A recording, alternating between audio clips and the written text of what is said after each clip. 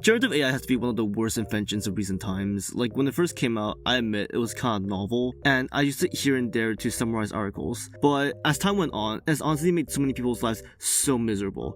Computer power prices are now soaring higher and higher, with RAM prices now being 3 to 8 times higher than what it used to be. And don't even get me started on how much GPUs are nowadays. It also just uses so much resources. It needs so much water to cool down data centers. Sydney alone is forecast to require 250 megaliters a day by 2035, which is equivalent to Canberra's total drinking water. Not to mention the impact it could have to the environment with the amount of water it's using. And data centers use so much electricity that it could potentially increase our electricity prices too. I've been annoyed with AI for quite some time now, and I feel like a lot of people, including you who clicked on this video, are too. Like, look at this. What is this? I don't think a single thought was formed in the making of this, and I'm really surprised it's even this popular. Like, it has almost 400,000 views. I think a part of me is just in denial so much people are interested in this, and I personally think it should just be eradicated. And now you may be saying, I should watch it before I judge the content. It was pretty popular on TikTok, and there might be a reason it got so many views. So you know what? I watched.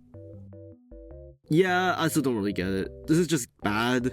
I'm not gonna watch all of this because I quite frankly don't know if I can stomach it, but I did watch the first few stories. The animation is really weird looking and uncanny. The characters kind of lack focus and the context of previous scenes. Backgrounds are also constantly changing without regard to what was happening before. Like, what is even happening here? The plots are these strange cliches done with fruit, and the easiest way I can explain it is that it's like those Chinese TikTok dramas. There are also other types of channels just full using AI for everything, such as this history channel. The visuals and thumbnails are definitely AI. It even says it in the description. I think the voice is AI. Like, I think voices are a bit hard to tell if they're AI. Like, if it's human, I could believe that, but I'm pretty sure it is AI. From just reading the comments, people are kinda enjoying it though, saying this is like a correct use of AI, helping people imagine what they're supposed to be like. But I also read a comment saying how inaccurate this is to ancient times, so take your pick on which take you like more. A lesser offense could be people who post actual content but use AI in their thumbnails. Look, I'm approaching this as someone who watches YouTube every day, and I can't speak for everyone, but I avoid these AI thumbnails like they're the plague.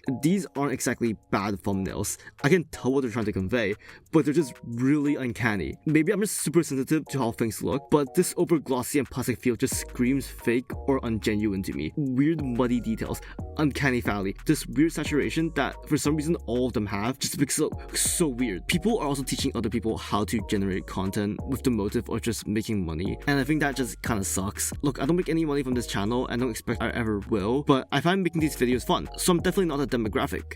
But where's the authenticity and effort that's supposed to be in making content? Like, this guy I found while doing research on what AI shorts there are has managed multiple channels just churning out slop over and over again. And while on the topic of short form content, this AI infestation is somehow even worse there. I feel like for me at least, I encounter AI videos way more frequently on shorts or Instagram reels. I don't use TikTok, so I don't know how much AI content is on there, but I have a hunch it's like around the same amount. I mentioned AI fruit stories before, which originated from TikTok. I think it was called Fruit Love Island. Regardless, AI just made people post non-stop low-effort content with the help of AI. Most common ones would be AI voiceovers for Reddit stories, Tumblr posts, and old movies. There are also these other AI voice videos that make up fictional scenarios, like this one that just has AI voices of American presidents over GTA 5 gameplay. On a personal side note, one of my biggest annoyances are the AI videos of cute animals. I love cute animals, and my family loves cute animals too.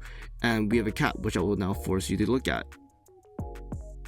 And these videos are just taking advantage of people like me. I get it, you look at it twice and you could tell it's not real, but sometimes I'm just doom scrolling and I see this cute puppy and I just really want to like it. I've seen my mom confuse these videos for real ones too sometimes, and it just really pisses me off. AI has also just done so much damage to the art community in general, from people ruining my timeline in Pinterest with AI slop to people accusing actual artists of using AI. It has just bred toxicity. Like, what's the point of AI art? It's just reusing existing pieces of actual art to profile something that's even worse. And worse than that, sometimes AI pieces look alright, which muddies the waters of is that art or not. Is this piece that I like made of AI, or does this artist use AI? These are all questions I have to ask myself when I like an illustration nowadays, and it takes the fun out of looking at these paintings. And ignoring that, it even hinders the process of creation for artists. My Pinterest has a lot of references of people I would like to draw, but recently I feel like it started getting infested with AI references that are anatomically incorrect, which can and promote bad habits. Even Piquet, who is an artist I look up to, accidentally used an AI reference in their color theory video, showing how it's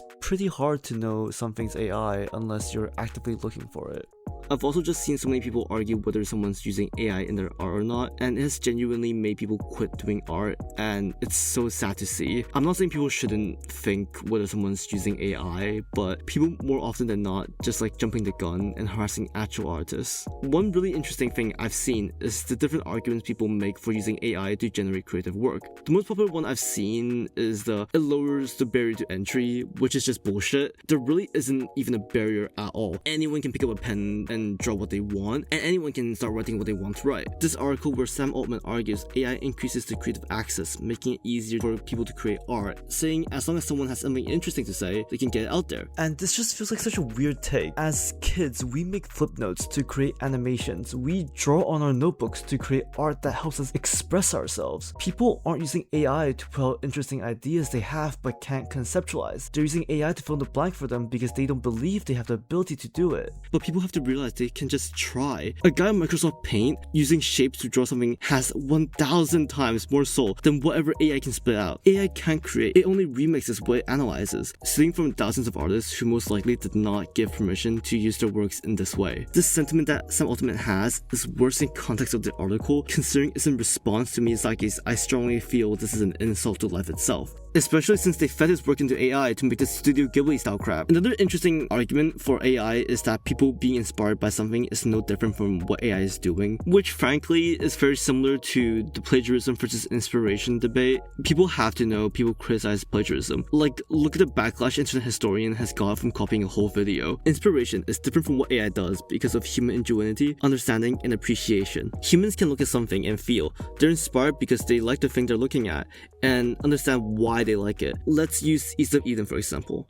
It was inspired by the story of Cain and Abel from the Bible, and talks about the themes of good versus evil, the need for acceptance, and finding peace. AI is amazing at emulating existing works, but if you give it the story of Cain and Abel and tell them to write a story from that, you're gonna need a lot of help until you get anything resembling the humanity that East of Eden has. And because AI is so good at emulating things, my dad has told me that he feels bad for my generation, since it's hard to differentiate what's real or not. Like, I know how I've been dunking on those AI videos a few minutes ago, but I've seen some that looks really realistic, and it's kinda scary. People can just generate someone saying something and post on Twitter, then thousands of people will believe it without a second thought. Or even create fake AI articles spreading misinformation. Scenarios like these is why it's so important to check whether something's real or not, and not just taking things at face value, showing how important linking a source is. I also feel like so many companies are trying to normalize AI by putting it more and more in our personal lives. Like, when I watch a drama from China, AI is so prominent in the end credits, or even in ads. Companies like Google and Twitter have been trying so hard to integrate AI into their systems. Twitter has Grok, which they just kinda have it there.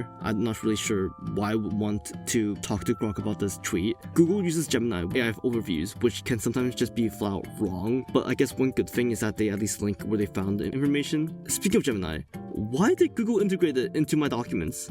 Like, again, I can turn it off, but why is this on by default? Regardless, I think AI is okay as a grammar checker. I've used my fair share of WordTune and Grammarly during high school, but just straight having AI write for me feels weird. There are way more problems AI has done to our lives that I haven't talked about here, or even why companies are investing millions into it, but these are just my current frustrations with it. I think it could be a great assistance tool. We've seen it being used with YouTube comments being separated by topics, or even as a potential translation tool, considering how hard and complex language can be. But with the current problems it creates, I really don't think it's worth it, and I think it's a net negative. I don't want to advocate for the complete destruction of AI. I want to advocate for the regulation of AI. I hope the governments find some way to control the Pandora's box OpenAI has opened, and I hope that it can be eventually made into a tool that will one day benefit us. But then sometimes I see articles like these and I'm like, bro, what the f. Anyways, thanks for listening to my rant. Bye.